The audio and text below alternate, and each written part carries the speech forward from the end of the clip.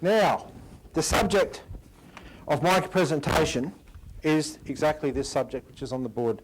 Destroy empiricism and genocide. Let's go to Mars. Okay, now I'd like to talk to you this morning about two primary issues which will be defining all our work in Australia for the indefinite future. And I'm only going to barely open the file on these, so to speak, on each of these two matters, but we will elaborate them in the coming days, weeks and months. The first two issues are the commitment by the world financial oligarchy, led by Prince Philip and the Queen, to bring the world's population down from the existing 6.7 billion or so down to 2 billion or even much less. That is, they intend to commit the biggest genocide in history of the human race, making Hitler look like a Sunday school teacher by comparison. And genocide is also the policy of the present Australian government.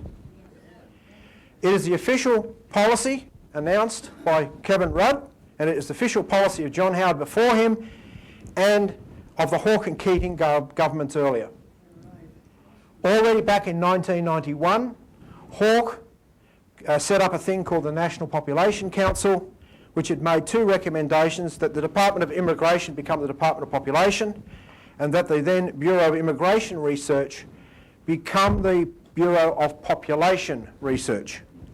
And there have been numerous other commissions established by various Australian governments on the same topic ever since, amidst the incessant propaganda about population control, population reduction, all of which are just euphemisms for mass murder, for killing millions of Australians. Now, gruesome as that might be, it is precisely that intention which shapes every other policy which is wrecking this country. Whether it be shutting down the Murray-Darling Basin and virtually wiping out all independent family farms, shutting down our industry except, of course, Her Majesty's mining cartels, and the so-called health reforms which Kevin Rudd is trying to ram through here, which are precisely as genocidal as their conscious intent as the other British agent Barack Obama is doing in the United States. Now, if we don't take on this issue of so-called population control, we can't solve anything else. After all, you know something about the method of physical economy of our friend, dear friend Lyndon LaRouche, about the way the economy must function, if it's to function at all. Now, who in this room can tell me what the fundamental metric of his science of physical economy is? What's LaRouche's fundamental metric? Yes. Potential relative population density. Jim's been doing his homework. Good on you, Jim. Yep, that's right. The rising rate of increase of the potential relative population density. So both on our side, so to speak, the side of human beings in general, the issue is population, the need for even greater human population, and population is also the issue for the enemy, getting rid of it. It's all Prince Philip ever thinks about. That's presuming that is he does think, which is rather dubious. Okay, so that's the first issue, population. The second is something about which I have a sneaking suspicion that virtually nobody in this room has paid any serious attention to so far. I know I hadn't myself until just recently, notwithstanding Lynn's constant emphasis on it of late, and that is the subject of cosmic radiation. And this is really a beautiful topic, a really enlightening one might say.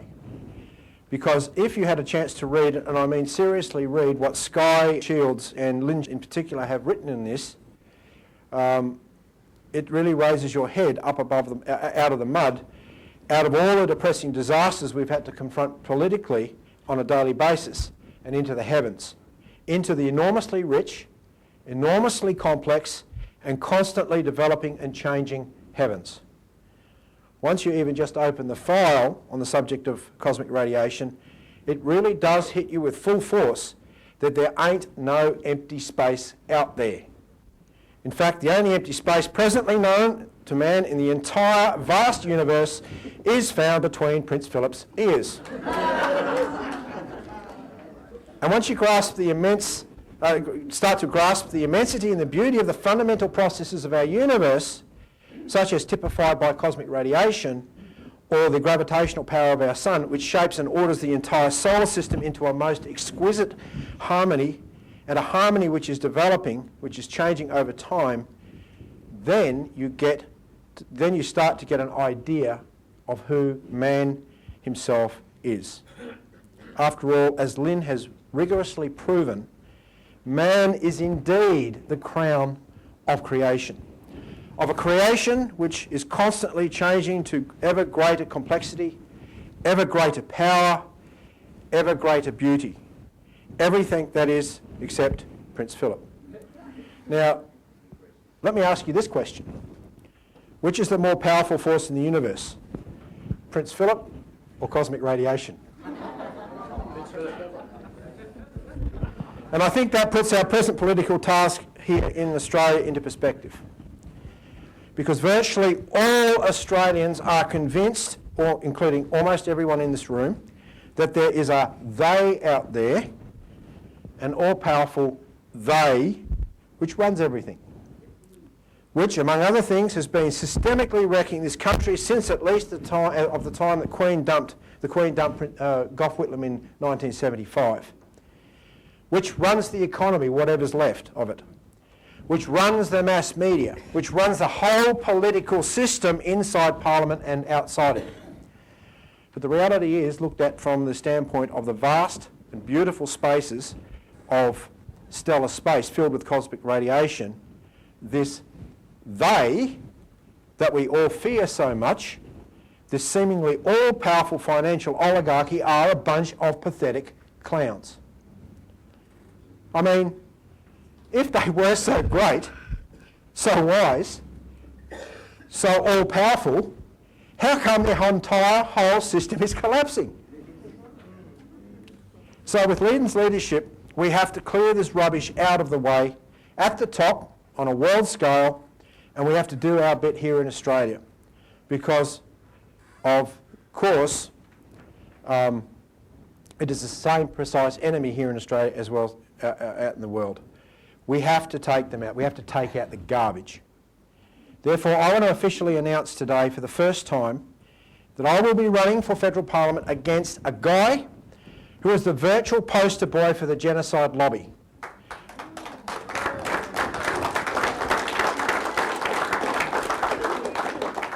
A guy whose single most major campaign issue, which he trumpets from the rooftops, is population reduction or genocide. That is Calvin Thompson from right here in our own backyard in the Wills electorate. But I'm going to have some help in this campaign. Some crucial flanking actions run by other candidates from amongst us. So let me proudly announce three of them at this point who, like myself, will be running strategic campaigns against precisely chosen enemies, not just our enemies, but enemies of the human race, whether they themselves are too stupid to know that or not. Now, these candidates are, starting from Western Australia and moving across, our own State Secretary, Jean Robinson. Stand up, Jean, please.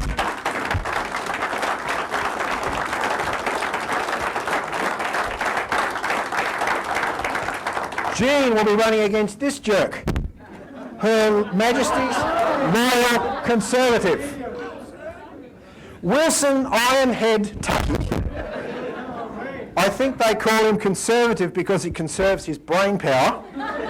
At least there has certainly been never been any evidence of him actually using it. And then, in Newcastle electorate of New South Wales, our New South Wales State Secretary, Anne Lawler,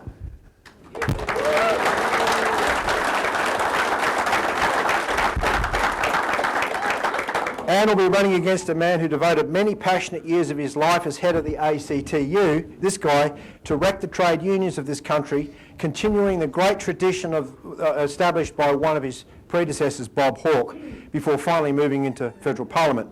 Just like Bob, he's going to move in there to try and wreck the country as a whole. And that's Greg Combet. So Anne is going to give this jerk nightmares. Because once Anne gets on to you, look out. Is he the environmental minister then? No, he's a member for fixing up pick bands.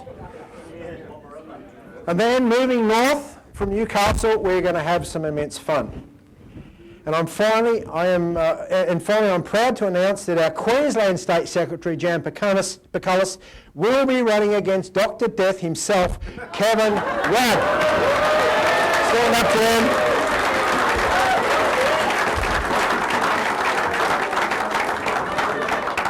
What planet are you on, Mr. Rudd? Earth surely doesn't want you. And Mars will only take you if you will promise to arrive there after a 360-day journey, preferably without a spaceship. And there's a suggestion that maybe we should kick off the campaign with the slogan, "There ain't no Kevin in heaven."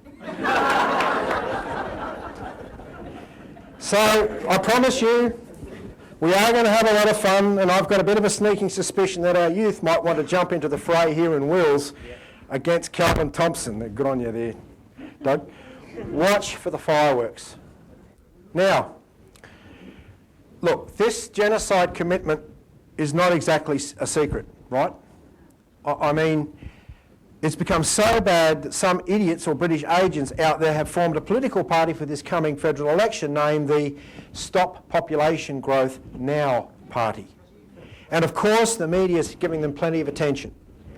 And as you know, as you probably noticed, Kevin Rudd earlier this month named frontbencher Tony Burke to head the federal government's first ever population ministry in order to so-called manage Australia's population growth, to help wipe it out. And this is a country with the third lowest population density per kilometre in the world, only above Siberia and Namibia. With all this overt propaganda and planning for genocide, and all this overt propaganda and planning for genocide takes place in a world which is otherwise visibly gone mad. Here we are in the middle of the greatest financial catastrophe in human history.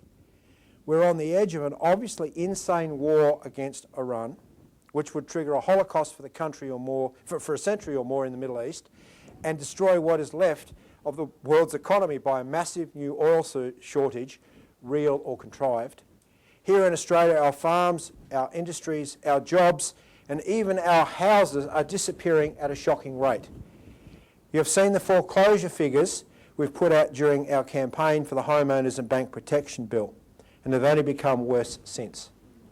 Literally millions of Australians have either already lost or soon will lose their homes. Now, with all of this happening, let me ask you this. Why is everyone in this room, and hundreds more besides, not out organising on the streets of this country at least every weekend, if not more often? Isn't it actually crazy that this is not happening? Is it not evidence of very serious mental problems, even possibly insanity? Let me put it this way. If you were informed that you had a very serious disease, a potentially fatal one, such as, say, tuberculosis, you would go right out and find the best doctor you could to treat it and cure you, right? Because otherwise you'd die, and so might your family, since such things are contagious. Well, everyone in this room has contracted precisely such a fatal disease. You have it right now. The subject of this conference is therefore how we cure that disease, which in this case is a hideous, crippling mental disease known as positivism or empiricism. You are unfortunately not alone in this. All of your fellow Australians have contracted it also. But the difference is that you have taken up the fight to find a cure. In its most advanced, fatal stage, the most notable symptom of this disease is the belief that the world has too many people, or even more absurdly, the raving delusion that Australia is overpopulated. And I think you heard Lynn laugh his head off at that. After all, according to the recent polls, reportedly 70% of all Australians think that Australia is full and that we do not need any more people.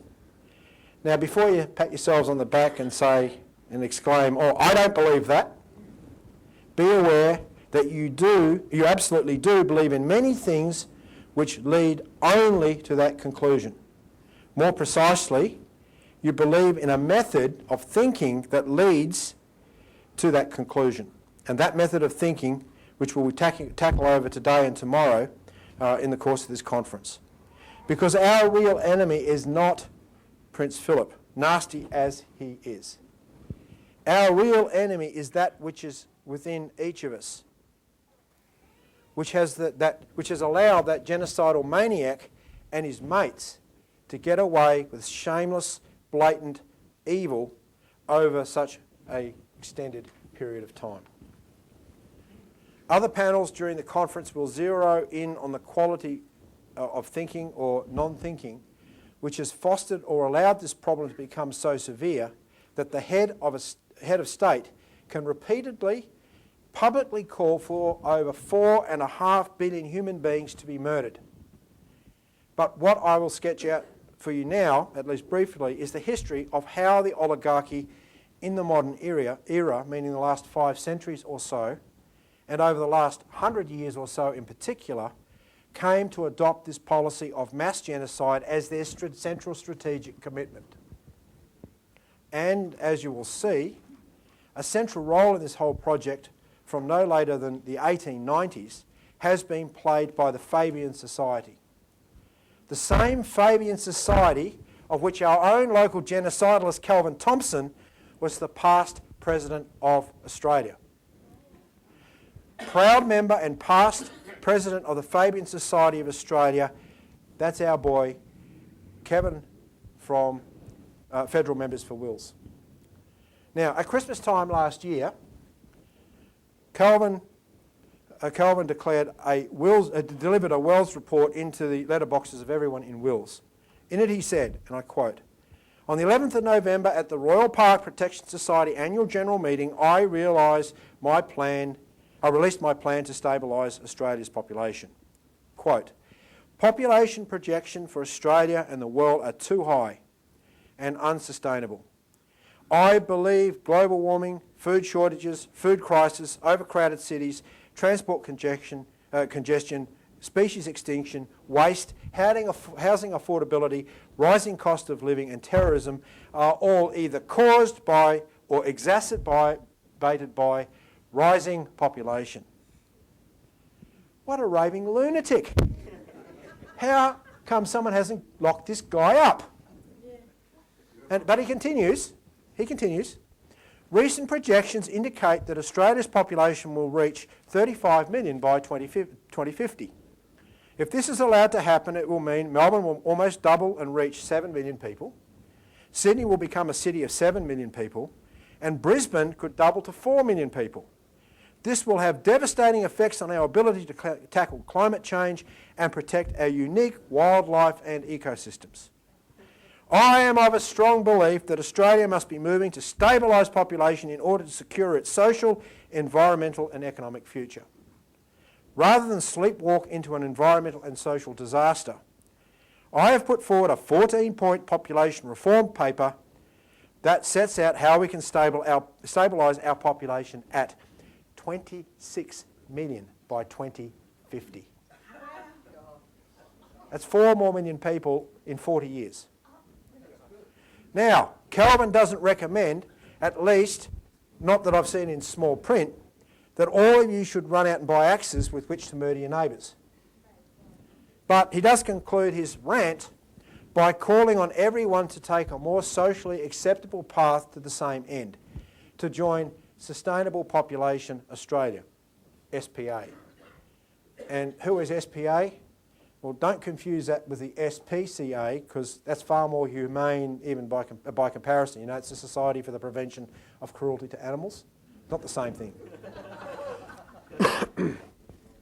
The SPA is nothing but a front group for the Australian Conservation Foundation, which of course was founded by Prince Philip himself and which he personally chaired from 1971 to 76.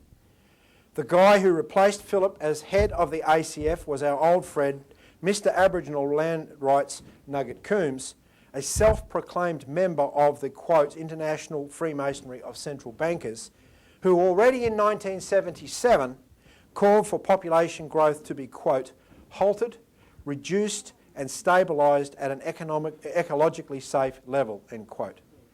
And the present head of the ACF, Professor Ian Lowe, is one of the big shots in the SPA, right alongside Coombs' long-time lover and co-conspirator, anthropologist and fellow Aboriginal land rights creator Judith Wright McKenney, who helped found the SPA in 1988. Judith Wright McKenney died in 2000, but she was the original patron, along with Professor Ian Lowe of the SPA. The ACF, not long ago, really came out of the closet to call for population control and genocide, which they themselves said they had carefully avoided doing up until now. Their poster boy, the kook scientist called Tim Flannery, a few years ago openly called for Australian population to plunge from 26 million down to 6 million or so. Now, he got some flack on that, so his public statements of late have been a bit more guarded, but pretty much in line with his original call. The whole project has moved into a very high gear here in Australia, as it has worldwide. And we will say a lot more about the role of the ACF in this whole thing, including how some of the older ACF leaders have flat out just been part of the official eugenics lobby for decades. Now let's go back and look at the history of this thing, of this commitment to mass genocide. I will only have time to give you some of the highlights of that, but the overall point will be clear, and we will be issuing the whole story in printed and probably video form also before too long. Now, you've all seen this graph of the explosion of the world's population following the 1437 to 39 Council of Florence, and the birth of nation-states and physical science proceeded out of that council, particularly through the work of its foremost genius and organiser, Cardinal Nicholas of Cusa. And the commitment of the Venetians, and now the Dutch, Anglo-Dutch oligarchy, is to wipe out those institutions, to wipe out nation-states, and that's pretty obvious, right? And to wipe out science and technology, which is what drives nation-states, which in the latter analysis allows them to function, to actually have sovereignty. And you will hear later in this conference from Elisa and Gabby in particular about how the Venetians set about this plot and how they recreated their empire in Amsterdam and London over the course of the 17th and 18th centuries, the empire which still rules the world today. But they had one big problem which developed on their way to the plans of eternal world imperial rule. And that was the establishment of the United States, as the United States was consolidated in 1776 to 1781 in the American Revolution, in which a mere 3 million colonists, almost all along the eastern coast of America, defeated the greatest empire the world had ever seen. Now, the British did not take kindly to this, so they came back and they had another go at the young United States in the War of 1812, when they invaded Washington and burned the Capitol to the ground. They lost that war also, so they took another tack. They built up the slave plantation system in the southern United States, which they themselves had originally established out of Charleston, South Carolina, during the mid to late 16th century, in the work of the great philosopher John Locke, in which the great philosopher John Locke also played a central role. So you know how this system worked. The British, or their flunkies, would capture millions of Africans and ship them to the US to work as literal slaves on these plantations. The plantations grew cotton, and the southern oligarchy, the southern slaveholders, sold the cotton to the merchants in London, such as Frederick Ingalls, the guy who controlled Karl Marx, and who actually created what became known as the Marxist movement.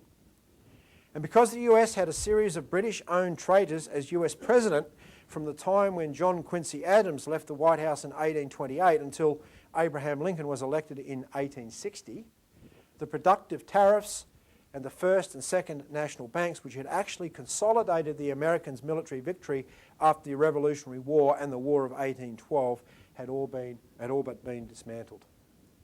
The upshot of this was by the time that Lincoln took office in early 1861, under the threat of several assassination ploys by the British against him, the US economy was very largely dependent on these exports of British cotton, a bit like Australia today with its iron ore, I think. This graph explains that particular issue. In 1800, you see that 7.1% was exported, 1820, 32%, 1840, 51.6%, 57.5% was being exported as a total of all US exports by 1860. And you probably know where this cotton went to. It was sent to London and Manchester and similar places. It was worked up into clothing by slave labour, by children as young as 5 or 6, and then it was dumped on India, where it destroyed a centuries-old flourishing Indian textile industry.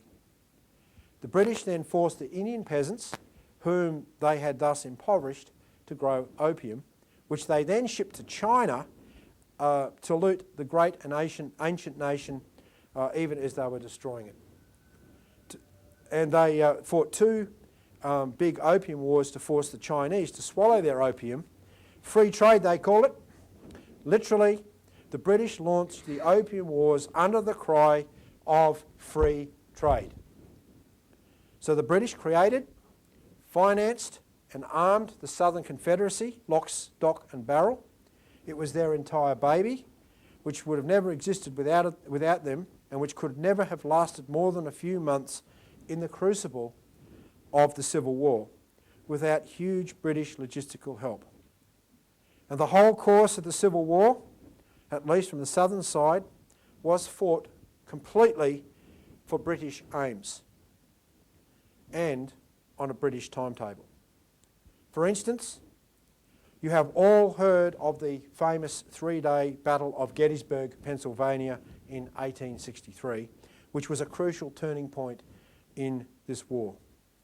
The Southern Commanding General, Robert E. Lee, was instructed by the British to invade the North and Pennsylvania was on the border with Virginia, the headquarters of the Confederacy at the time, thereby posing a threat to Washington, D.C. itself, since if Lee had won at Gettysburg, he could have marched east and south to take Washington. But if you look at how the Southerners fought at Gettysburg, particularly the lunatic Pickett's charge across almost a mile of open field up against massed Union artillery and troops, you would wonder what Lee was smoking to order such a suicidal charge.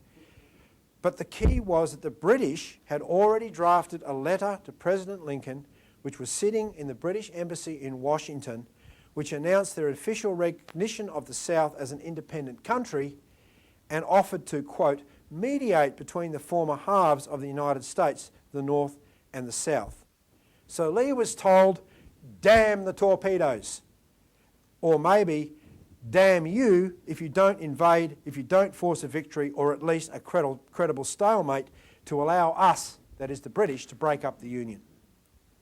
As a result of the Union victory at Gettysburg and some of the brilliant campaigns afterwards fought by Union generals like Grant and Sherman, the US defeated the British in the Civil War.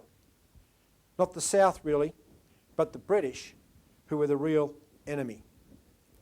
And Lincoln, starting already early in the war, had initiated a great series of economic reforms, including the issue of paper money to finance the war instead of crawling to the British-owned pro-Confederate bankers on Wall Street, and he launched the building of a great transcontinental railroad along with numerous other pro-agriculture, pro-industry programs. The US was transformed by this process, a process which probably all of you have heard about as typified by the Centennial Exhibition in Philadelphia in 1876, 100 years after the Declaration of Independence by the 13 colonies. People from all over the world came to view the extraordinary exhibits of machinery, of giant locomotives, etc., at the exhibition, and they went back and they transformed their own countries. The transformations revolved around great railway projects, beginning with the US Transcontinental Railroad, which unified the vast US continent for the first time, and then the other great railroad projects built by the Germans, the Russians and others. The great Chinese patriot and ally of America, Sun Yat-sen, planned to crisscross all of China with railroads and so bring his country into the modern age. Other great rail projects included the famous Trans-Siberian Railroad in Russia, built between 1891 and 1916, which unified that huge nation, the largest in land area on the earth, and the Berlin to Baghdad Railroad, which would have been completely transformed the entire so-called Middle East and all of Turkey and southwest of Asia. The British imperialists were enraged and terrified at the same time, because the imperial system of maritime empire, which dominated the world for literally the last 2,000 years, as you'll hear a lot about tomorrow, was being outflanked, was being overthrown by these roads of iron and steel, which were starting to girdle the globe, and which were far more efficient as a means of transporting people and goods than the British-controlled imperial maritime system. But the graph here is key to what terrified the British. Now, notice how this graph of US population increase rises almost straight up from the end of the Civil War. Among other things, 15 million or more immigrants poured into the United States in the late 19th and early 20th centuries, because the US was the great land of opportunity, the great land of hope of the future for those immigrants and for all mankind. In many articles over the past decades or so, LaRouche and his associates have detailed the story of how the British, under the leadership of the Prince of Wales, later Edward VII, plotted a great European war to destroy all this outstanding potential. They assassinated the anti-British, pro-tariff, pro-national banking President William McKinley in 1901, and thereby installed his vice president as the new president, Teddy Roosevelt. Teddy was a real scum, as you might expect, of the nephew of the head of the Confederate Secret Service, James Bullock. His beloved Uncle James had been based in London for most of the Civil War, coordinating British aid to the South. Via financial warfare, the British then promote the Panic of 1907 in the United States by drawing their money out and the other usual tricks. And then one of their agents, Paul Warburg, from an old Venetian family, wrote the US Federal Reserve Act in 1913. And the purpose of that act was so that this new central bank would finance the British to win World War I. Then, with another son of the Confederacy, Woodrow Wilson, in the presidency as of 1913, the US joined World War I on the British side, which otherwise the British would have very likely have lost. Woodrow Wilson, by the way, screened the very first film ever made in Hollywood in the White House. It was entitled The Klansman, later retitled The Birth of the Nation, and was a recruiting vehicle to refound the Ku Klux Klan. The KKK had been destroyed when the South lost the Civil War, but with Wilson's help personally, it grew by the millions from then into the early 1930s, including into whole new states where the Klan had never ever existed before.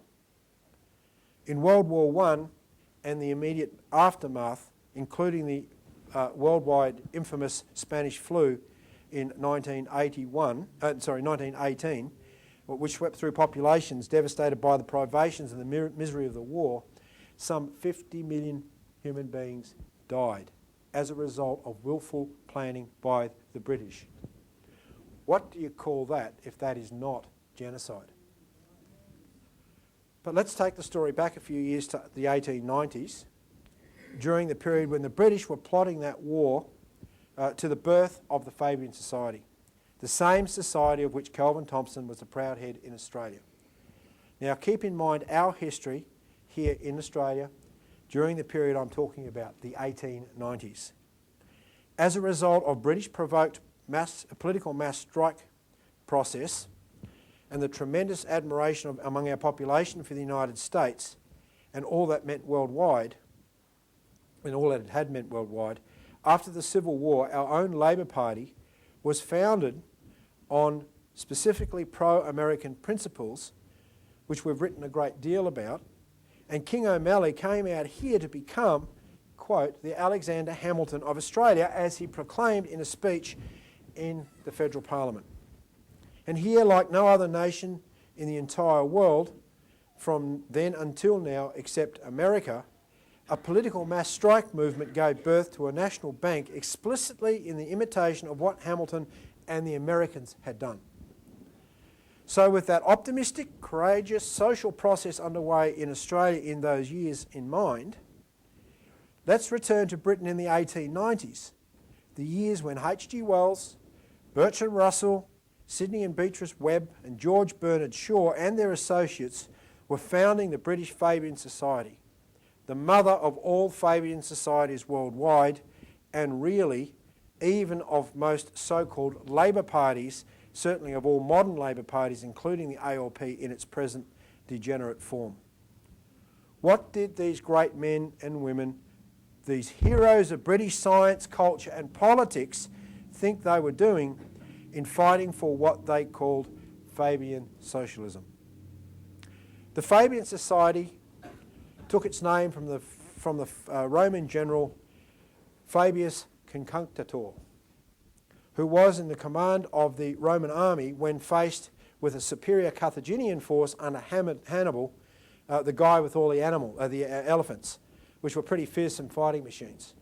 So rather than face Hannibal head-on, Fabius adopted delaying tactics, wearing Hannibal's army down over time until he could finally defeat them.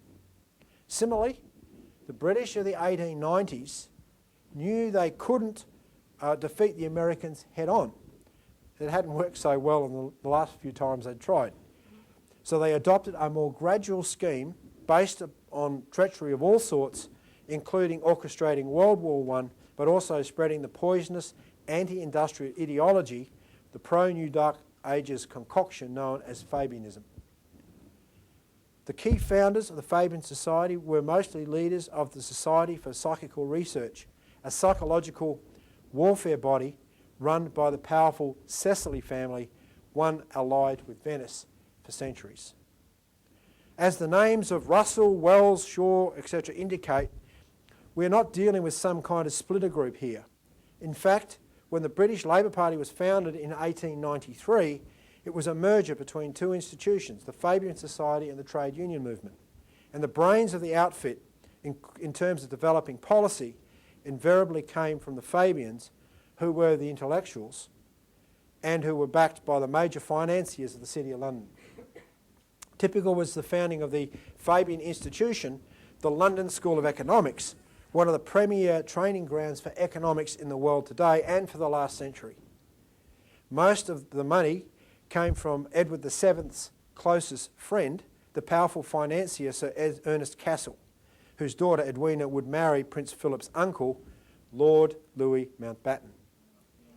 So this very curious kind of working class politics we are dealing with here is a very curious form of socialism indeed. In fact, the Fabian Society was and is just the working man's arm of the British Crown.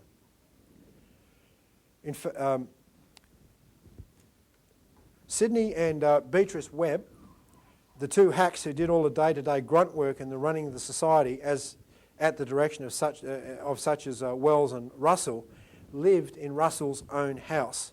They rented an apartment from him, the man whom Lynn justly calls, and I quote, the most evil man of the 20th century. And no doubt living with Russell didn't improve the Webb's moral character any either.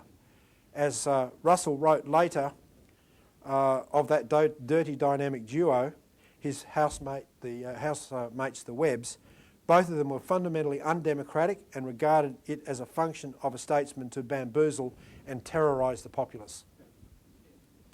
In 1902, the Fabian leader Wells wrote a book called Anticipations of the Reaction of Mechanical and Scientific Progress upon Human Life and Thought. Near the end of his life, he proclaimed that the book had encapsulated everything he had done for the rest of his life. In its first chapter, Locomotion in the 20th Century, Wells argued that the application of new physical principles in society, as seen specifically in the spread of railroads across the globe, had fundamentally revolutionised the social relations which had characterised mankind for millennia, in which a small oligarchy ruled the great masses of people, revolutionised that. This order must be re-established, Wells preached, and the only way to do it was through mass murder. Huge masses of what he called the, quote, people of the abyss, what we would call the lower 80%, must simply be killed. Railroads, which actually began to take off in the 1820s, had changed the, quote, intellectual life of the world, Wells wrote in Anticipations. And he continued, the British Empire had responded to that railroad-centred change, whose prehistory lay in the American Revolution, with its own intellectual revolution, Malthus and Darwin. Throughout the 19th century, that duo has all but destroyed Christianity worldwide. And Wells exalted that fact.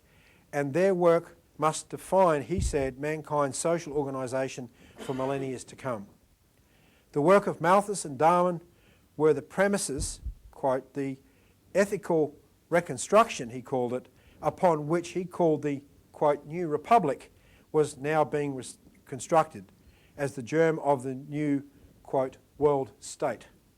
Malthus and Darwin were the intellectual authors, in effect, of the Fabian Society, which Wells and his mates founded in order to brainwash the rising working class in Britain and elsewhere to deploy them into operations designed to destroy the modern nation state. Speaking as the publicist for the elite running the British Empire, Wells called for an, quote, ethical and intellectual reconstruction, end quote, of the mental life of the world around the ideas of Malthus and Darwin. And I quote, Now, so far as the intellectual life of the world goes, this present time is essentially the opening phase of a period of ethical reconstruction, a reconstruction of which the new republic will possess the matured result. Throughout the 19th century, there has been such a shattering and recasting of fundamental ideas, of the preliminaries to ethical propositions, as the world has never seen before. This breaking down and routing out of almost all the cardinal assumptions on which the minds of the 18th century dwelt securely is a process akin to, but independent of, the development of mechanism, whose consequences we have traced. Now, of course, when Wells talks about the 18th century, What he is really talking about is the work of the great scientific genius Gottfried von Leibniz and his followers, which resulted in the establishment of the United States and the optimism and belief in progress which the American Revolution unleashed worldwide in the last quarter of the 18th century. The attempt to destroy this outlook of optimism, progress and the general welfare, the British Empire conjured up the gloomy figure of Parson Thomas Malthus. Wells continued. The first chapter in the history of this intellectual development, its definite and formal opening, coincides with the opening of the 19th century and the publication of Malthus's Essay on Population. Malthus is one of those cardinal figures in intellectual history who state definitely for all times things apparent enough after their formulation, but never effectively conceded before. He brought clearly and emphatically into the sphere of discussion a vitally important issue that had always been shirked and tabooed heretofore: the fundamental fact that the main mass of the business of human life centres about reproduction. Probably no more shattering book than the Essay on Population has ever been or ever will be written.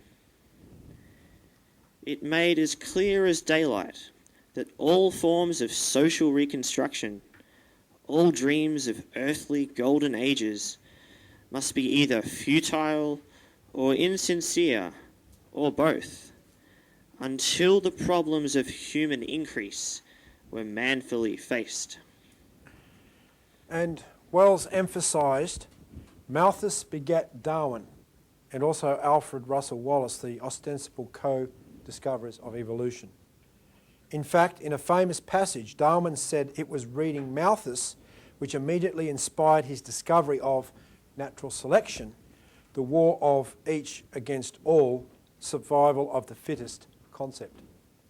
Malthus's work, wrote Wells, awakened almost simultaneously in the minds of Darwin and Wallace that train of thought that found expression and demonstration at last in the theory of natural selection.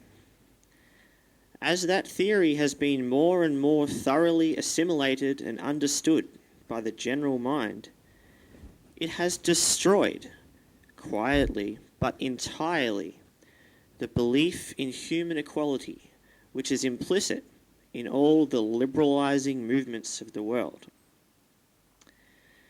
It has become apparent that whole masses of human population are, as a whole, inferior in their claim upon the future to other masses, that they cannot be given opportunities or trusted with power as the superior peoples are trusted. Wells crowed that Darwin's work proved that mankind was not created imago viva Dei, in the image of God, or the Creator, but has always been part of nature. Therefore, he has exalted, and I quote, "The whole theory and meaning of the Pauline system is in vain," end quote. And by Pauline system, he meant, of course, Christianity. But since his whole intellectual scam rests upon the seminal figure of Malthus, where did Malthus get his ideas from? Again, it all goes back to the threat to the British Empire posed by this bold new land of America, even well before the American Revolution. In 1751, Benjamin Franklin wrote a short book entitled Observations upon the Increase of Mankind. Now, we'll reprint parts of this remarkable work before too long, but in there he outlined the absolutely rigorous notion of potential population density, that it is the increase of science and technology which opens up an unlimited increase in population density. Now, realise that Franklin was known in the 18th century as the modern Prometheus. And this was because of his groundbreaking theoretical and practical work in electricity. He had literally brought the fire of the heavens down to mankind to deploy as he wished. Franklin himself wrote about the implications of his experiments on electricity that, quote, were, there are no bounds but what expense and labour give to the force man may raise and use in the electric way. Indeed, along with railroads and the other thing which caused the explosion of industry and population growth in the late 19th century was the electrification of the United States and much of Europe. But in his 1751 work, Franklin forecast that the population of the United States would double every 25 years and would soon outstrip that of Mother Britain itself. He was still then a British citizen, so in his typically ironic style, Franklin wrote that this great addition to the English colonists, i.e. Americans, would greatly increase the majesty and the wealth of the British Empire. Typical Franklin style. Of course, it was a deadly threat to the British and the Venetians standing in the shadows behind the British. And so, as you might expect, and as you will certainly hear more from Gabby and Elisa tomorrow on the subject of the Venetians, a Venetian priest named Gianmaria Ortez wrote a whole series of diatribes against Franklin and the rapidly growing American economies. Ortez was trained by Antonio Conti, another Venetian priest, the guy who conjured up Isaac Newton out of mud, or perhaps something more smellier, I don't know. Ortez wrote that the means of subsistence for the population, i.e. food, rises arithmetically while the population rises geometrically. Arithmetically, of course, means you keep adding the same unit till you get a series, such as 1, 2, 3, 4, 5, 6, which is the blue line on the graph. But as you can see, the two graphs constructed, those series, the arithmetic and the geometric, diverge wildly and very quickly. But this is pure statistical kookery. It is just an assertion that this is the reality without even the slightest shred of proof presented. In fact, the whole history of the world, both before then and since, has proven precisely the opposite. But these two numerical series probably sound familiar to you. Today they are known as Malthusianism. Not long after the American Revolution, and just a year or so after Ortez had died, Lord Shelburne, the boss of the British East India Company, told Parson Malthus, an employee of the British East India Company, to just copy Ortez's work and issue it in his own name, which he did. Informed people at the time knew it was plagiarism, and an Ortez admirer by the name of Karl Marx made that charge publicly.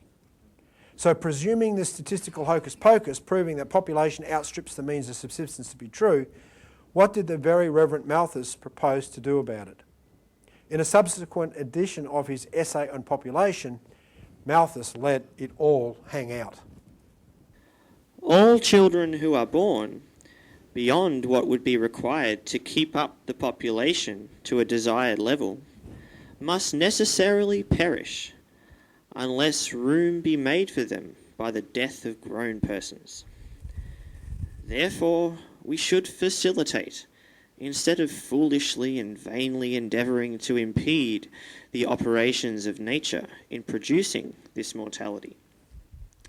And if we dread the too frequent visitation of the horrid form of famine, we should sedulously encourage the other forms of destruction which we compel nature to use. Instead of recommending cleanliness to the poor, we should encourage contrary habits. In our towns, we should make the streets narrower, crowd more people into the houses, and court the return of the plague. In the country, we should build our villages near stagnant pools, and particularly encourage settlement in all marshy and unwholesome situations. But above all, we should reprobate specific remedies for ravaging diseases and restrain those benevolent but much mistaken men who have thought they are doing a service to mankind by protecting schemes for the total extirpation of particular disorders. Yeah, most of these horrible acts are done in the name of priests, as you'll hear tomorrow. Malthus also speculated in the first edition of his essay that the soul was probably a material substance which, upon death, poof, disappeared, just disintegrated, and that was the end of that. In his book, Anticipations, Malthus' disciple Wells ranted against God and the immortality of the soul, concepts which he said would be wiped out in the coming, quote, new republic and, quote, new world, world state. As for policy recommendations following on from Malthus and Darwin, Wells wrote in the concluding chapter of that book, called The Faith, Morals and Public Policy of the New Republic, that the world state, which will re-establish the old order of ruling elite, or the mass of the ruled, will emerge via mass murder. While the new republic is gathering itself together and becoming aware of itself, that other great element, which I have called the people of the abyss, will also have followed out its destiny. For many decades, that development, i.e. population growth, will be largely or entirely out of human control. To the multiplying rejected of the white and yellow civilizations, there will have been added a vast proportion of the black and brown races, and collectively those masses will propound the general question, what will you do with us, we hundreds of millions who cannot keep pace with you? If the new republic emerges at all, it will emerge by grappling with this riddle. It must come into existence by the passes this sphinx will guard. And how will the new republic treat the inferior races? How will it deal with the black? How will it deal with the yellow man? How will it tackle that alleged termite in the civilized woodwork, the Jew? He asks. He answers, and for the rest, those swarms of black and brown and dirty white and yellow people who do not come into the new needs of efficiency. Well, the world is a world, not a charitable institution, and I take it they will have to go. The whole tenor and meaning of the world, as I see it, is that they have to go. So far as they fail to develop sane, vigorous, and distinctive personalities for the great world of the future, it is their portion to die out and disappear. The new ethics will hold life to be a privilege and a responsibility, not a sort of night refuge for base spirits out of the void. And the alternative in right conduct between living fully, beautifully, and efficiently will be to die. For a multitude of contemptible and silly creatures, fear-driven and helpless and useless, unhappy or hatefully happy in the midst of squalid dishonour, feeble, ugly, inefficient, born of unrestrained lusts, and increasing and multiplying through sheer incontinence and stupidity. The men of the new republic will have little pity and less benevolence. The men of the new republic will not be squeamish either in facing or inflicting death, because they will have a fuller sense of the possibilities of life than we possess. They will have an ideal that will make killing worth the while. Like Abraham, they will have the faith to kill, and they will have no superstitions about death.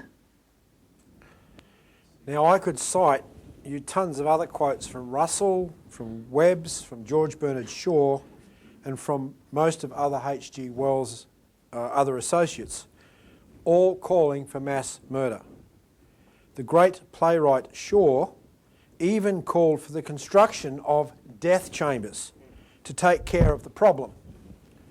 But I think the point is clear, and with an eye towards this would-be mass murderer Calvin Thompson, we be aware that all top Fabians, these oh so sincere socialists, were also overt raving imperialists.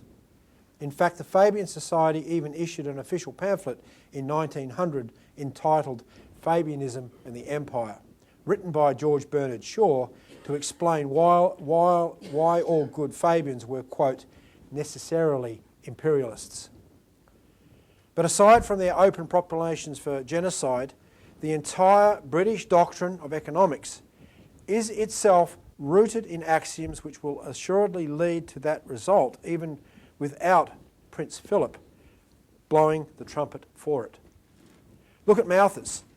He was appointed to the very first academic chair in political economy ever established in Britain, which was the British East India Company's own private training ground for the company's servants, Haileybury College, where he taught for 25 years or so.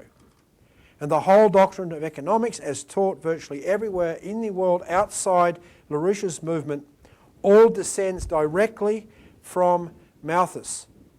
The Brits, like John Maynard Keynes, the big authority cited today as to justify the mega-trillion-dollar bailouts of Wall Street and the City of London, even brag about that. And Keynes, whose monetarist ideas took over following President Roosevelt's untimely death in 1945, was a faithful disciple of Malthus all round. From 1937, the year he published his classic tome, The General Theory of Employment, Interest and Money, in Nazi Germany, he became a director of the British Eugenics Society, a post he held until his death in 1946. A rising rate of potential relative population density is the essential metric in any healthy economy, as Lynn has stressed. But it is also urgently necessary to any growing economy, because new breakthroughs in science and technology necessitate a growing division of labour in an increasing complex economy, i.e. a growing population. You just have to have more people, even a lot more of them, for the thing to work. And if Prince Philip or anyone else were truly worried about runaway population growth, then what would he obviously do? Right? They would be championing a space program. There are zillions upon zillions of worlds out there for human beings to colonise. And that brings me to my second point, the necessity for many reasons for us to get up off this highly vulnerable, somewhat unreliable single planet called Earth and take on the challenges of understanding cosmic radiation and going to Mars. Now in early March this year, the mass strike process in the United States erupted in the 22nd Congressional District in Houston, Texas, securing the Democratic Party nomination for LaRouche Youth member Keisha Rogers. In the US electoral system, they have a kind of party pre-selection process called primaries, by which registered Democratic and Republican voters determine who will be their respective candidates for the midterm congressional elections to be held in November this year. In the Democratic primary for the 22nd District, there were 3 candidates, one of whom the Democratic Party officials wanted to win, one independent Democrat, and one candidate from the LaRouche Youth Movement, Keisha Rogers. Keisha campaigned relentlessly on two main themes. One, impeach Obama. Get this. Here is a young woman, widely known as a supporter for Lyndon LaRouche, who is campaigning in her own party, the Democratic Party, for the impeachment of the man who was formerly the head of her party, President Barack Obama. And secondly, she was campaigning to keep the funding for the NASA manned space program, which Obama had just unilaterally shut down. And she won with an astounding 52% of the vote, more than the other two candidates combined.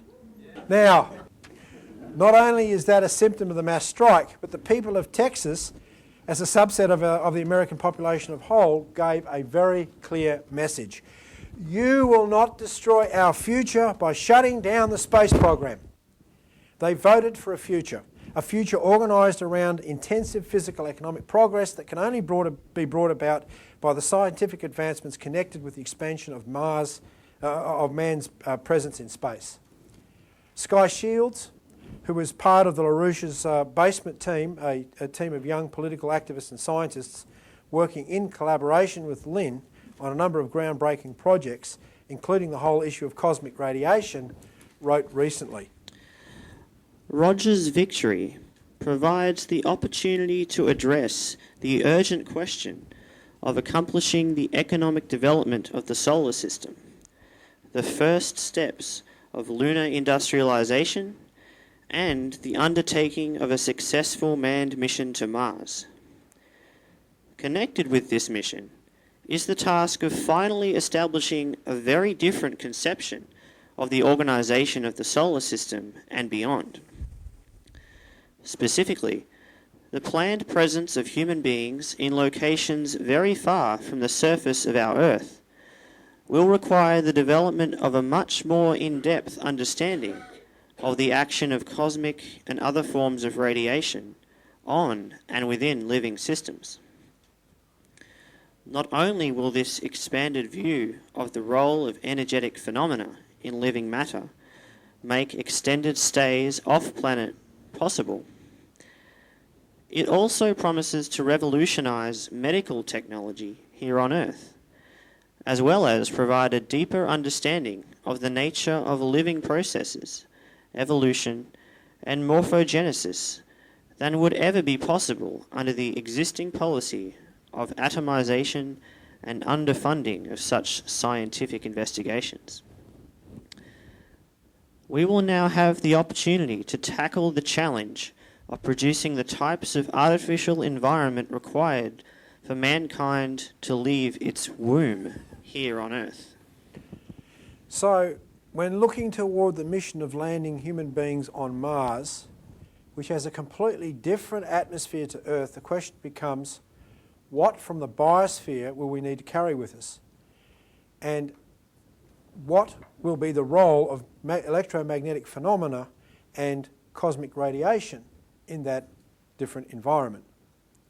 To contemplate travel to Mars, it would be crucial to reduce the current 360 or so days of travel time, except for Kevin Rudd, to the planet by conventional rockets, or human beings will end up, if they are alive, as blobs because of the effects of zero gravity. Our bones and muscles will shrivel up as they are taken out of the Earth's gravitational field. It's already a common problem with astronauts on extended missions in space today, and it's not remedied by doing exercise in space. In order to get to the planet quicker, we need to develop fusion-powered spaceships that can reproduce the gravity environment here on Earth. Here on Earth, if you drop any object, it will increase its velocity, that is speed, under the effects of gravity at the rate of 9.81 or 9.8 metres per second every second. That same force is acting constantly on our bodies all the time, even if we stand still. If we can make a spacecraft accelerate at the same rate as Earth's gravity for half the journey, and then decelerate at the same rate for the other half, then we can replicate the Earth's gravitational field and we can preserve our body's mass. Now, presuming this is possible, it would be the first time that such a willful act of constant acceleration has occurred anywhere in the universe. It It would represent the first artificial creation of a sustained gravitational field which, if maintained for long periods, would quickly result in what we call relativistic velocities. Velocity is not really speeds, but velocity so fast that they are measured against the speed of light. Clock time therefore becomes irrelevant, as what is day when you travel closer and closer to the speed of light. So the questions immediately become, what will be the effect of this sort of travel on a crew? What will its effect be on the physical universe more generally? In order to replicate the conditions on Earth or in space or on another distant planet for potential space colonisation, it is obviously very important to get a truthful understanding of how we exist on Earth.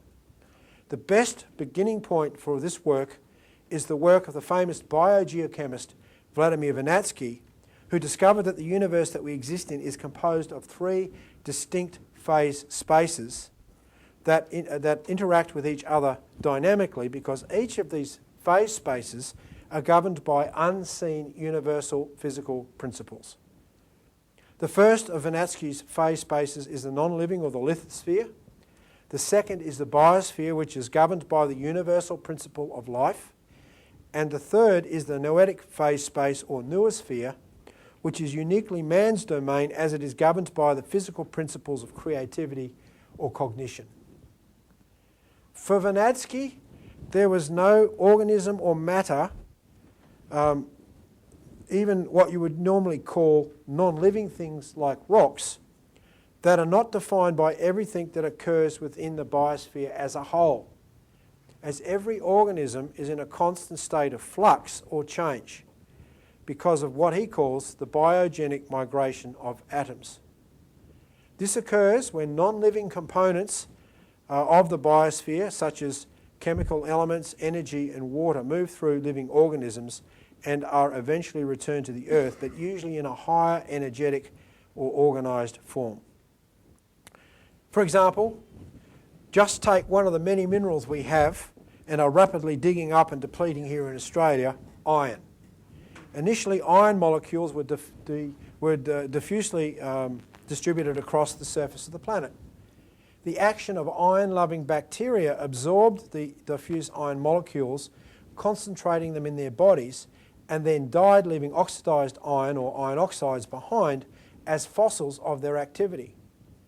These ore fossils are then mined and processed by human economic activity, becoming noetic fossils in the form of steel, which never existed before, and also which is then used for the construction of bridges and other constructions. You can see here the iron, that's iron ore of course. You guys in Western Australia know very well what's been dug up over there. This is the action of millions upon millions of years of life. It's been depleted. Now, the biogenic migration also represents a continuous process extending well outside the atmosphere of the Earth itself. For instance, most important material cycles within the biosphere begin with the action of photosynthesis. In this process, dispersed low-energy flux density radiation from the sun is captured across large land areas by the action of photosynthetic plants and organised into the carbohydrate-dense structure of those plants. These energy-dense carbohydrates are then consumed by more complex animal life and via the process of digestion are incorporated into the structure of those higher organisms, ultimately passing back into the environment in the form of residual biological fossil materials such as soils, mineral deposits and even the atmosphere.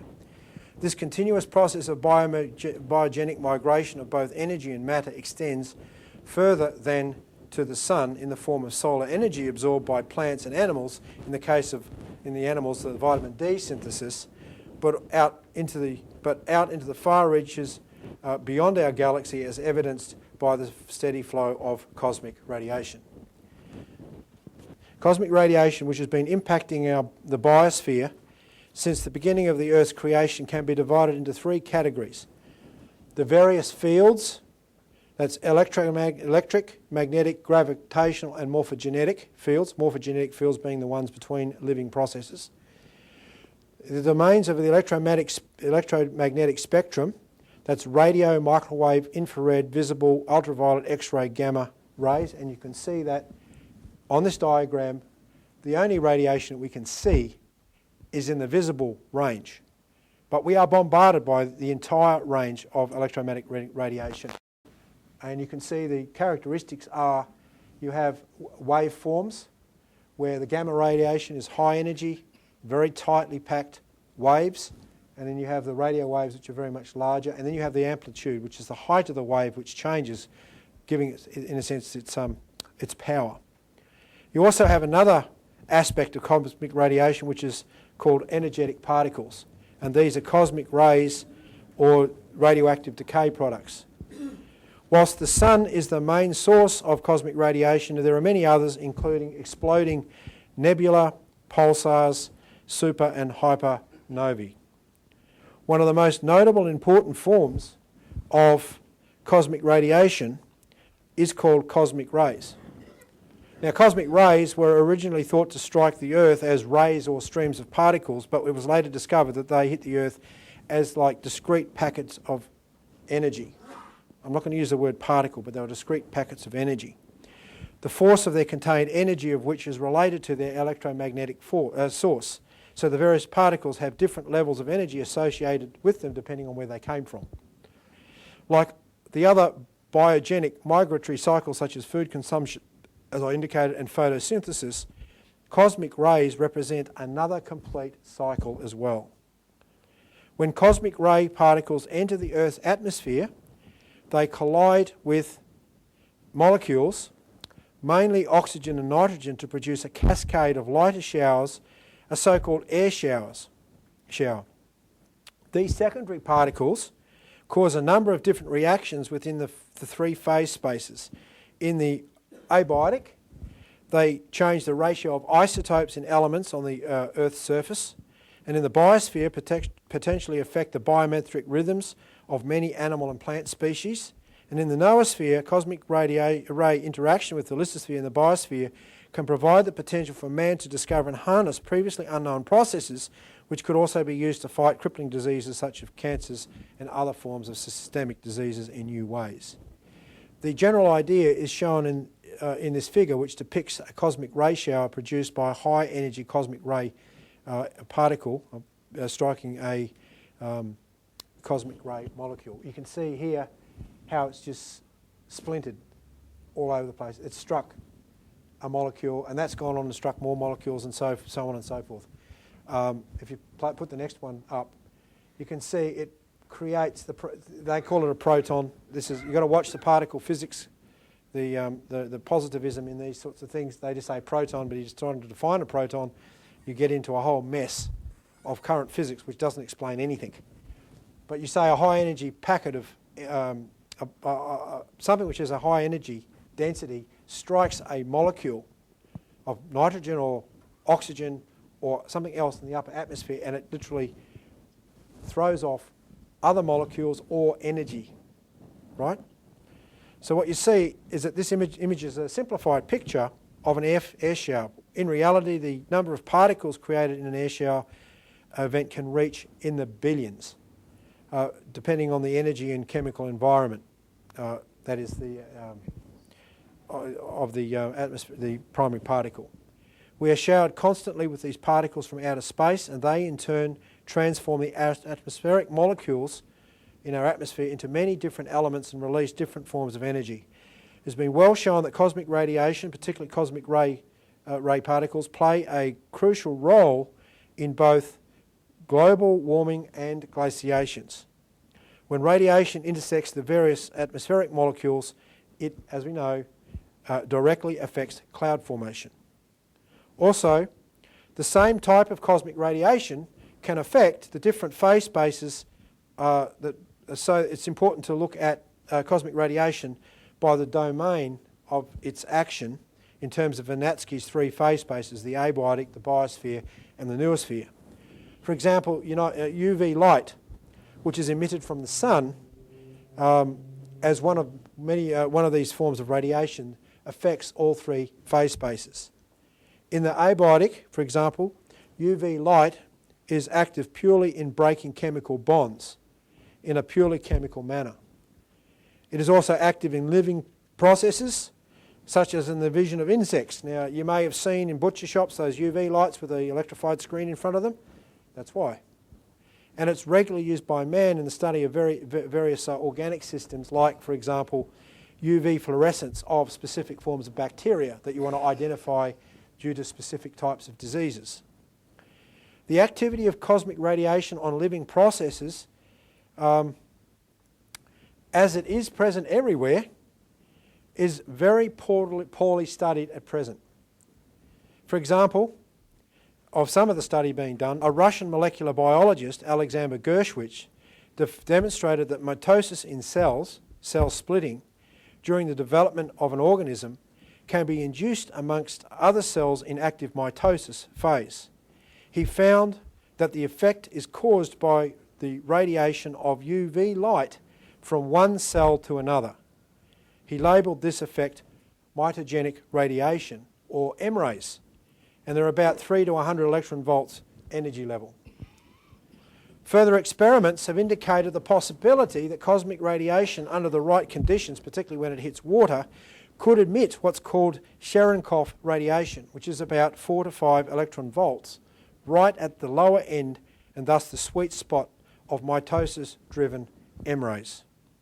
Now, cosmic rays hit the Earth every second and cause nitrogen to produce sub-ozone layer ultraviolet radiation, which can reach up to 4 watts on the ground, and this could be a source of M-rays driving mitosis.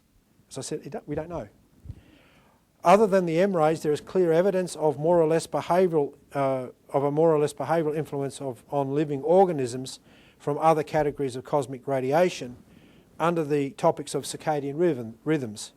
These are the rhythms in the biochemical, physiological and behavioural processes of living entities, plants and animals, usually 24-hour cycles because they're usually attributed to the daily cycles of the sun and the moon. But what else is there? Another major observation of cosmic radiation is that it is never constant. The effects of cosmic radiation resulting from increasing and decreasing sunspot or solar flare activity show us that we should expect increases and decreases of all types of cosmic radiation from sources other than the sun. Such massive increases and decreases have been discovered and have been shown to have had a major impact in the biosphere in past history. According to astrophysicist Mikhail Miedevev, that's right, yep, there have been clear cycles of increase and decrease in fossil biodiversity, the number of distinct species living on the planet at any given moment, ranging from 62 to 140 million years, and these are directly related to increases and decreases of cosmic radiation. So much for Darwin and his idiotic hoax of natural selection. First, driving this process, the entire solar system moves around the galaxy, at the centre of our galaxy, and bobs up and down, and you can see that on the green line, through the plane of the galaxy in a 62 million year cycle. The cosmic ray strength, go back one please, the upper line, right, varies with each bob due to the irregular distribution of cosmic ray matter throughout the galaxy, but correlates directly with the extinction strength, that is the blue line, or the amount of fossil biodiversity. The 140 million year cycle corresponds to the variations in the cosmic ray activity influx predicted to occur from the Earth's passage through our galaxy's spiral arms, and that's the dotted line. You can imagine, you can see the slightly brighter areas. Well, that's our Earth within the solar system moving in that direction. Now that's where the cosmic ray, the brighter parts is where the cosmic ray is denser. Now this correlates with a 140 million year cycle of ice house events on the Earth due to the fact that the increase in cosmic radiation causes massive global cooling, or the snowball Earth effect, due to the increase of cloud cover formation. This predicted periodic change in incident cosmic radiation has also been verified in examining the changes which have been measured by looking at the changing isotopes of potassium-40 and 41 in iron meteorites. Also, Medvedev hypothesised that due to the face-on motion of our galaxy through the intergalactic medium in the direction of the Virgo cluster, a shock front ought to be produced, creating high-energy cosmic rays heavily irradiating this side of the galaxy. Now, what you can see from all of this is that our biosphere is, in fact, a part of an organised system that extends to the farthest known sources of cosmic radiation, and it might very well be more accurate to view cosmic radiation generally and universally as an aspect of life in the universe, and thus that the life on Earth is itself inseparable from these radiations. Given the vast array of unseen cosmic radiation, space is far from empty, but rather full, dynamic and complex, and it affects the functions of the abiotic, biotic and noetic phase spaces on Earth in many other ways as well. As Peter Martinson from the LaRouche Youth Movement, who's been researching cosmic radiation, stated, the travellers on fusion-powered accelerating flotilla will say that space is indeed anything but empty. It is as empty as an open ocean upon which human navigators have mapped our shipping routes, outside of which it is dangerous or impossible to travel. The study of cosmic radiation and its implications opens up a vast spectrum for the discovery of new physical principles to enable mankind to extend the noosphere and the biosphere way out into space. So now this question of mastering the great challenges of interstellar travel and colonising of space forces us into a new geometry of mankind, into an entirely different way of thinking about the universe, and even more importantly of thinking about ourselves. That takes me back to what I said at the outset, that each of us in this room has to undergo a fundamental shift in our own innermost intimate sense of identity if we're going to have any hope of solving the life or death crisis now upon us, and in particular of getting 300 organisers into the field each week, which we must do if we're going to radically shift the direction of this country. Over the last year, LaRouche has written extensively on this matter of changing one's sense of self, particularly in a trilogy of articles beginning with The Economics as History, the Science of Physical Economy, in September the 18th, 2009 EIR, where he discussed the shift from what he called a type A personality to a truly creative type B personality.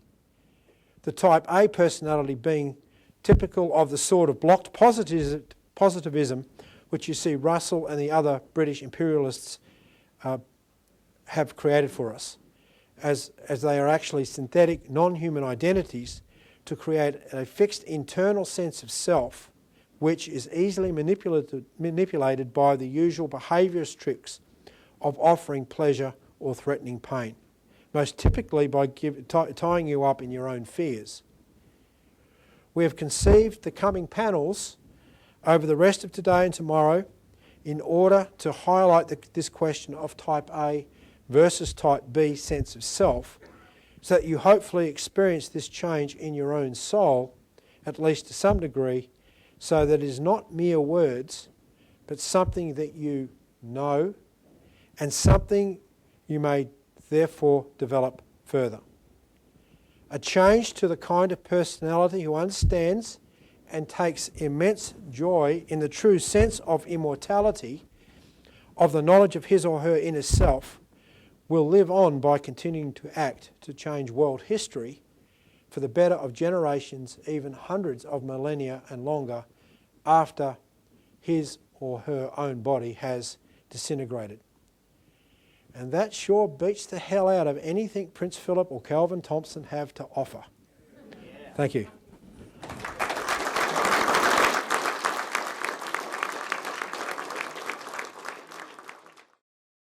Craig, could you explain this, with this travelling to Mars idea, one gravity of speed, is it? Yes. Well, that's what I was saying before, is that we stand here right now, sit down or whatever, we are affected by the force of gravity, which is actually a force of, it's affecting us now at a velocity of 9.8 metres per second every second. So because we're sitting here, that force is being neutralised by the fact that we're on a hard surface. But if we were to drop something, drop anything like a ball, it would accelerate for every second at 9.8 metres. So it gets faster and faster and faster. It doesn't just double, it actually goes as a factor of 9.8. So when you're talking about travelling at 1g acceleration, you're basically doubling every second 9.8 metres. So it's 9.8, then square that, right? Then square that and square that, and it gets faster and faster and faster. And you can only measure that then against the speed of light because everything else is too small. So the idea is that if you want to sit in and stand up in a spaceship, right, you have to create that ability to be able to stand in that spaceship, which means you have to create a force downwards of 9.8 metres per second squared. 1g. Right? And then you reverse that, you've got to speed up, say halfway, as Linda's described it, you speed up halfway to the planet Mars, and then you figure out a way of reversing it, so you have a 1g deceleration, which is the same effect. And it's all fascinating stuff, no one's ever done it. But it does require the development of fusion-powered rockets, not nuclear-powered rockets. Nuclear-powered rockets are useful, but the payload has to be such that you're using, you don't want to have rockets that are so huge carrying all their fuel, which is the problem with chemical rockets today. They're so big because they've got to carry all their fuel. So you have to develop new technologies relating to nuclear fusion and nuclear fission, right? A mini sun, which is where this commitment to really developing physical principles, because we haven't done it yet. Oh yeah, I was just thinking. I like the fusion power because you get there quicker, but you could also spin the spaceship so you can create gravity by centripetal force as well. So there'd be two ways of creating that gravity if you needed it. The difficulty, fusion's great. You've got an absolute distance to travel. You want to get from here to Mars in approximately 3 days, right? So you have a certain, if you can do it that way and speed the craft up at the speeds necessary to do it in 3 days, that's the problem that we have to overcome because we haven't done it yet. And this stuff is really quite mind-blowing when you think about the implications of discovering new principles, of replicating the sun on Earth, which we've done some work towards, but it poses a big question for mankind, the same way as the Apollo mission of putting man on the moon posed for mankind back in the in the late 50s, early 60s. One of those pictures that you had up on the screen, it looked like you had like from space where you can see the Earth, or part of the Earth, and then the cosmic rays coming down.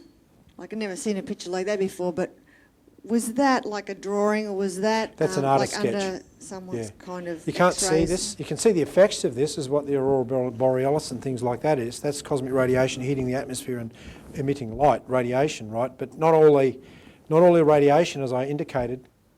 That's what you're talking about. That's an artist's representation of literally cosmic particles, cosmic quantums of energy hitting the upper atmosphere and literally showering out radiation, other particles, who knows. But that's an artist's rendition. Now you can't see the actual cosmic rays or those particles, but you can see the effects of those through the emission of light. Neither the northern or the southern lights is a process of cosmic radiation hitting the upper atmosphere, which is transmuted into visible light spectrum as part of it, but there's a lot more there. Craig, just a little bit of clarification on cloud formation. The perception we have has been that the moisture evaporates and creates clouds, but in reality, it's actually cosmic radiation is the trigger for kicking off the seed, if you like, of cloud formation. And cloud formation is the core management, if you like, of energy either retained in the planet or are reflected away. So we look at the rise and fall of rainfall from droughts and so forth, comings and going. It's a direct reflection on cloud formation. We look at things like glaciation, where we get temperature rise, temperature fall on the planet, back to the scale of cloud formation. So this cosmic radiation is incredibly important to just understanding day-to-day planet climate. Well, so that's the point is the cosmic radiation a lot of it comes from the sun. Right, so you have sunspot activity, for example. If you have no sunspot activity, you're going to get a period of cooling, and that cooling lags by about 10 years or so. Right, and that's actually proven, it's been shown in our work on that whole issue.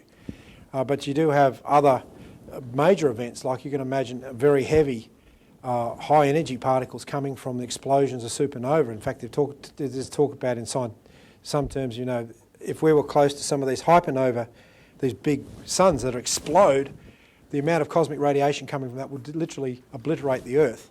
Fortunately, we aren't near any, so we don't have that sort of an effect. But look, the point is that the intention of science, like in every area across science, it's positivist, which means it's been reduced out to not looking at the principle of universal physical principles first and foremost. Just like in economics, which has been taken over by Malthus, science has been taken over as well by the same forces and destroyed.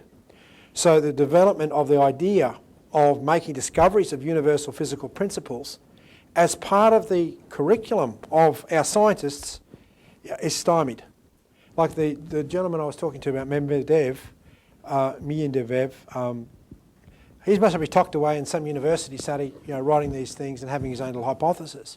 But people are all like, they're isolated everywhere. What if you were to have a worldwide program for the development of a Mars program with a crash program mentality to develop the sciences relating to new physical principles? Bring those guys out of the closet, put them up front, have conferences, discuss these things. No, the intention is the reduction of the world's population from 6.7 to 2 billion people. So the universe, the political universe that we live in is completely and utterly screwed up. And that's the point we're trying to get through. The way you're thinking coming into this conference is screwed up. And just accept it. Okay, it's screwed up. I'm screwed up. Okay, what have I got to change? I've got to change something. Well, if you don't change something, we don't become the force that we need to become in order to take on and destroy the forces of evil in this country. And I think what I've done with Kelvin Thompson, I've given you the fact that we're not reckless in this. We got these guys nailed. All we've got to do now is get it out and to tell people that this guy, he wants to kill people. He wants to murder people. In the context of what I'm saying. This is a policy of genocide of the British Empire.